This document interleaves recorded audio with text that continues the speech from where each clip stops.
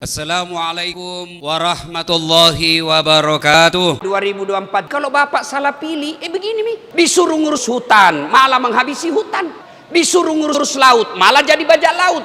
Tapi kalau ceramah orang begini dibilang radikal, amar ma'ruf nahi mungkar. Termasuk kelompok-kelompok Salafi Wahabi, mustahil nggak punya tujuan politik. Ini produknya kemarin meledak di Bandung. Dan Solo ini menjadi simpul yang penuh dengan keunikan, Pak. Semua ideologi hidup di Solo. Bomnya meledak di Bali, simpulnya di Solo. Bomnya meledak di Bandung, simpulnya di Solo. Semua mengarah Solo. Konfliknya di Poso, simpulnya ada di Solo. Konfliknya di Ambon, simpulnya di Solo. Semua ada di sini, Pak. Ini tolong disadari. Mengapa Solo? Solo ini sudah menjadi melting pot ideologi sejak dulu. Semua ideologi hidup di sini. Ahlus Sunnah wal Jamaah hidup, Syiah hidup, PKI hidup. Di sini udah pernah menang loh PKI pemilu tahun 1955. Karena janji PKI adalah mengembalikan tanah rakyat yang dikuasai oleh keraton. Menang di sini. Tapi setelah itu yang menang adalah Syarikat Islam, Syarikat Dagang Islam ketika itu. Karena isinya kan pedagang-pedagang semua. Di sini adalah melting pot ideologi. Coba bayangin kalau ini kemudian didiamkan menjadi satu perbedaan yang saling bergesekan, pada akhirnya melahirkan produk-produk seperti yang dilakukan oleh Abu Bakar Ba'asyir. Dan ini kemudian menjadi epicentrum. Saya pikir kemarin bom yang meledak di Bandung itu, Pak, udah bukan bagian dari Solo. Ada juga, masih menggigit kota Solo juga. Ternyata ya asalnya dari sini-sini juga. Coba. Tapi ini memang tidak sengaja kita keluarkan karena masih ada pesta, Pak. Ini kan pestanya udah mau bubar, nggak apa-apa lah dikit-dikit. Tapi ini harus dipahami oleh ibu sekalian yang saya muliakan di kota Solo ini harus kita sadari bahwa NU harus menjadi pemain utama di kota Solo, karena kalau NU tidak bisa menjadi perekat dari berbagai ideologi yang hidup dan tafsir-tafsir yang segala macam ini, maka Solo betul-betul akan menjadi epicentrum yang dalam konteks negatif, bukan dalam konteks yang positif. Ini kalau didiamkan. Makanya semua kesatuan TNI dan Polri itu pasti punya posko di Solo. Memang unik, Pak. Ini mohon maaf ya. Termasuk orang Islam yang makan anjing pun ada di sini, Pak. Ini membuktikan bahwa ideologi apapun hidup di sini. Ini kan harus kita ketahui semua. Artinya dan semua punya zona nyamannya masing-masing. Dan ketika satu sama lain saling mempersekusi, ini kan bahaya. Amrozi simpulnya di sini padahal orang Lamongan. Agus Suyatno yang kemarin jadi pelaku itu melakukan amaliyahnya di Bandung di Astana Anyar padahal orang di sini juga. Coba. Istrinya ya orang sini, orang Sukoharjo.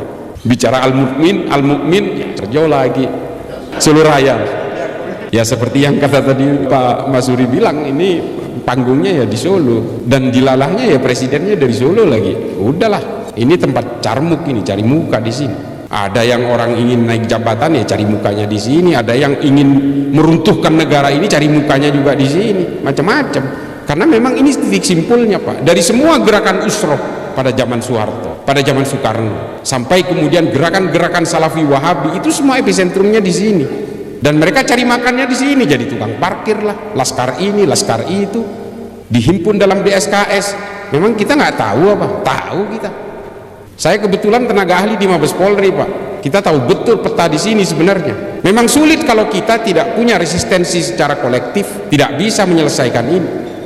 Nah, Bapak Ibu sekalian, kelompok-kelompok pengusung khilafah ini juga kemudian menjadikan Indonesia sebagai melting pot dari proxy war. Apa proxy war? Ya kaki tangan. Pendanaannya dari mana? Dari segala arah, Pak, termasuk dari luar negeri. HTI itu kantor pusatnya di London. Curiga nggak sampai? Curiga lah. Gerakan Hizbut Tahrir yang ingin menghilafahkan seluruh dunia, kantor pusatnya di London. Kenapa nggak dimulai dari London?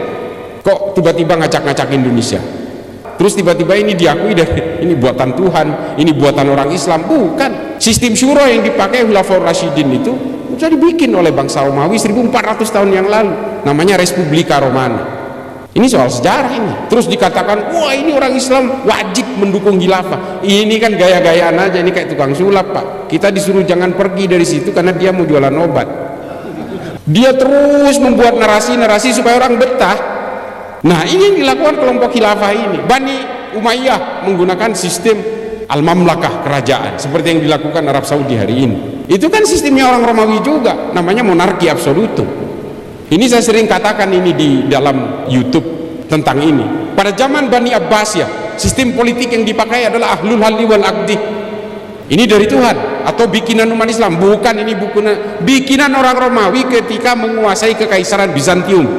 Namanya Konsilium Plebis, sama persis, cuma yang ini versi Islam, yang ini versi Romawi, gitu aja. Terus dibilang ini bikinan Tuhan? Enggak, ini hanya cara-cara politisasi agama aja. Karena kalau menggunakan agama mudah menipu orang. Orang mudah percaya untuk terhipnotis, lalu mengikuti dia, lalu kita ikut serta mewujudkan ambisi-ambisi politik dia supaya menjadikan Indonesia ini negara khilafah menurut mereka. Oh ibu sekalian, soal teroris, saya mau cerita soal teroris kemarin. Saya hari ini selama 3 hari terakhir saya betul-betul dibantai oleh pengikutnya Ustadz Abdus Somad, karena saya berusaha membantah fatwa dia tentang harokah istishhadiyah dan harokah intiradiyah. Nah ini selalu dipakai, percaya nggak Bapak? Konon Ustadz Abdus Somad menggunakan fatwa ini untuk pejuang Palestina yang melakukan bom bunuh diri. Tapi tahu nggak, fatwa ini dipakai oleh teroris di Indonesia untuk melakukan bom bunuh diri. Apakah dia bisa ditangkap sebagai seorang ideolog penganjur fatwa yang memperkuat orang untuk melakukan gerakan-gerakan amaliyah teror seperti ini? Bisa sebenarnya, cuma kita tidak perlu melakukan penegakan hukum untuk menangkap orang-orang seperti Abdus Somad. Abdus Somad yang harus sadar ini kan membahayakan umat, Pak. Saya bantah itu. Ma'lim fil Thoriq yang ditulis oleh Said Qutb di Mesir untuk keperluan orang Mesir, untuk konsumsi politik Mesir, untuk melawan Presiden Gamal Abdul Nasser, pada akhirnya dipakai oleh gerakan teror di seluruh dunia. Bukunya Abu Bakar Naji, seorang ulama Saudi bernama Idarat At-Tawahhush, yang sebenarnya dirancang untuk ISIS di Irak dan Suriah, akhirnya dipakai oleh kelompok-kelompok jamaah Islamiyah dan jamaah Ansarud Daulah di Indonesia. Ini kan bahaya. Dia menghalalkan orang pelaku bom bunuh diri. Kalau zaman Rasulullah pakai pedang terjun ke tengah-tengah orang kafir katanya, di Indonesia hari ini di hari ini, di abad modern ini tidak perlu pakai pedang, pakai bom aja meledakkan diri. Dan dia juga menyalahkan orang karena itu dianggap sebagai bom bunuh diri, katanya ini itu bom jihad katanya. Kan bahaya pemikiran seperti ini. Ini loh kalau kebanyakan ceramah tapi sambil memelihara Harley Davidson. Saya nggak mau mencaci maki dia, enggak, tapi tolong ini diralat fatwanya, karena imbasnya kepada umat sungguh luar biasa, Pak. Saya pikir dia anti Wahabi, ternyata nggak juga, sama kelakuannya. Saya itu anti Wahabi karena dia menganjurkan kebencian dan mengkafir-kafirkan orang lain, ternyata ini sama. Ini yang saya maksud dengan upaya memecah belah kalangan Nahdien dari dalam. Yang mencaci maki saya karena saya melawan dari fatwanya UAS ini siapa? Orang-orang Madura juga, orang-orang NU juga, coba bayangin. Saya marah kalau ini, karena hasil dari interogasi terhadap berbagai teroris itu, salah satu yang menjadi rujukan adalah fatwa-fatwa dari ulama seperti Abdus Somad yang memperbolehkan untuk terjun ke tengah-tengah orang dan meledakkan diri. Memang ada disclaimer yang dikatakan oleh Abdus Somad di dalam videonya, untuk wilayah-wilayah perang boleh melakukan itu. Di Indonesia sebagai negara aman tidak boleh katanya. Tapi menurut teroris kan ini bukan daerah aman. Menurut teroris Indonesia ini kan darul harb, daerah perang yang harus dikuasai. Semua orang yang bernaung di bawah Pancasila dan Undang-Undang Dasar 45 ini adalah orang jahiliyah yang halal darahnya. Makanya mereka menganggap Indonesia ini bukan daerah aman buat kelompok teroris itu. Jadi persoalan aman dan tidak aman ini menjadi disclaimer buat saya. Makanya nggak usahlah ngeluarin fatwa-fatwa seperti itu, bahaya buat umat. Kalau orang yang masih bisa mencerna, oke, that's fine. Tapi kalau orang yang tidak bisa mencerna keilmuan agamanya, ini kan selesai semua.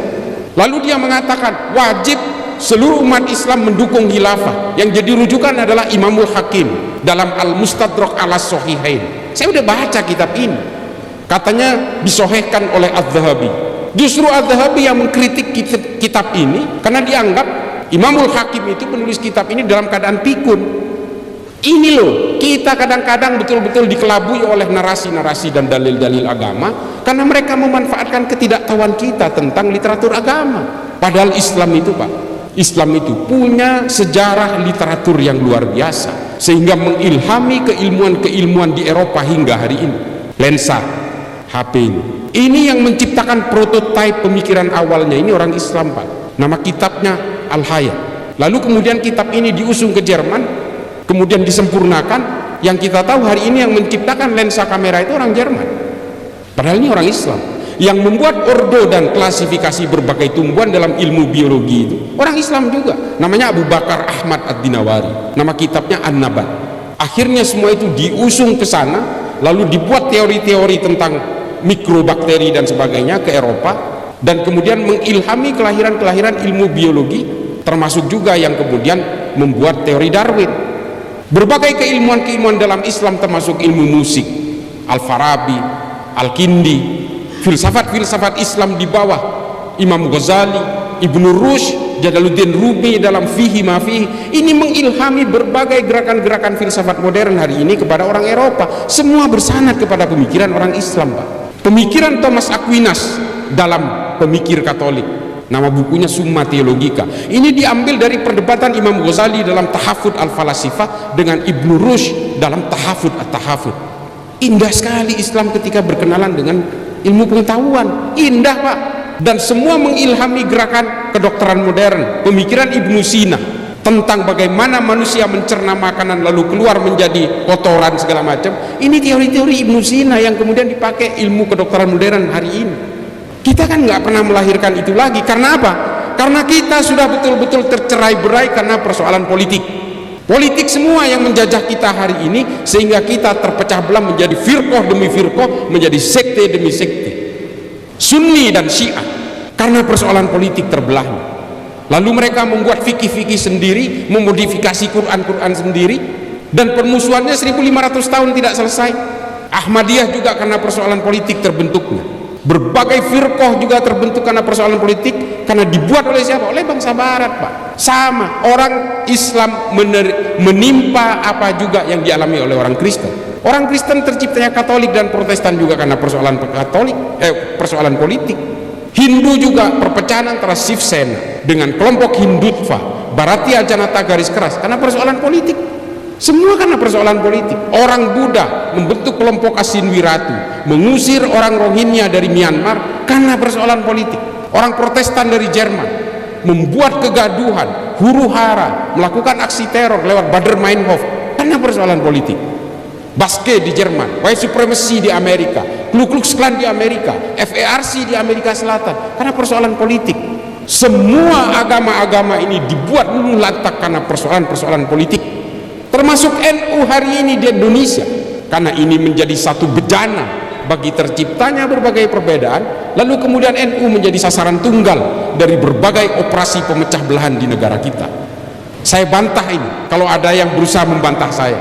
Ini semua soheh, temuan-temuan Phil Caruso dari Tillman University ini betul adanya. Menurut Phil Caruso, kalau NU ini tumbang, Muhammadiyah, organisasi-organisasi keagamaan lain, ini mudah sekali. Organisasi-organisasi keagamaan yang moderat mudah sekali untuk ditumbangkan juga. Nah, melihat ini kemudian berbagai gerakan-gerakan power global, kekuatan-kekuatan global dari negara barat melakukan operasi-operasi pemecah belahan ini. Ada NU garis lurus, NU garis miring. Ini kayak gini-gini, ini kan upaya pemecah belahan semua. Belum dari kalangan oknum habaib. Pak, kalau berbicara tentang penghormatan kepada habaib, hanya ulama NU yang menyuruh kita itu untuk menghormati para habaib. Di negara lain biasa aja tuh ketemu habib. Serius, saya udah berkeliling, Pak, ke banyak negara. Saya ke Afrika berkali-kali, ke Asia Selatan, Asia Tenggara, Asia Amerika Selatan. Saya tinggal di Amerika 5,5 tahun. Semua biasa aja, hanya di Indonesia. Karena apa? Karena kita memang diminta oleh ulama-ulama NU untuk membangun kecintaan kepada Nabi, harus menghormati zuriyah Nabi. Ini diajari kepada kita semua. Tapi hari ini apa? Oknum-oknum habaib justru mencaci maki ulama NU. Kurang ajar nggak? Kurang ajar.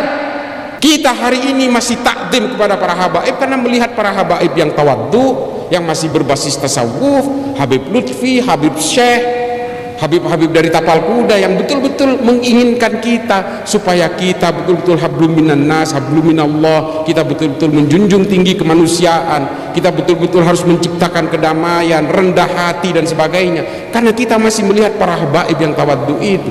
Saya Karen mohon undur diri. Subhanakallahumma wa bihamdika asyhadu an la ilaha illa anta astaghfiruka wa atubu ilaik. Billahi taufiq wal hidayah. Wassalamualaikum warahmatullahi wabarakatuh.